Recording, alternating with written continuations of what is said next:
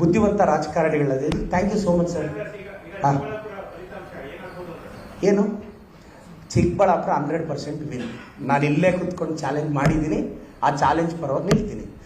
ಈ ಜನ್ರೇಷನ್ ರಾಜಕಾರಣ ನಾವು ಸ್ಮಾರ್ಟ್ ಆಗಿದ್ದು ಆಗುತ್ತಂತಲ್ಲ, ನಾವು ಗೆಲ್ತೀವಿ ಅಂತ ಹೇಳಿದ್ದೀನಿ, ಗೆಲ್ತೀವಿ.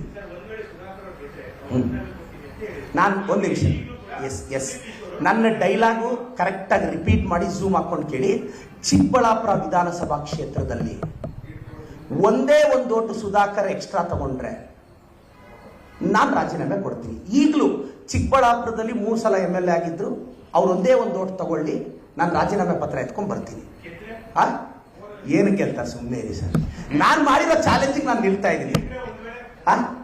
ಅದೆಲ್ಲ ಆಗಲ್ಲ ಸರ್, ನಮ್ಮ ಡಿಕ್ಷನರಿಯಲ್ಲೇ ಅಲ್ಲ ಅವ್ನು ಗೆಲ್ಸೋದು.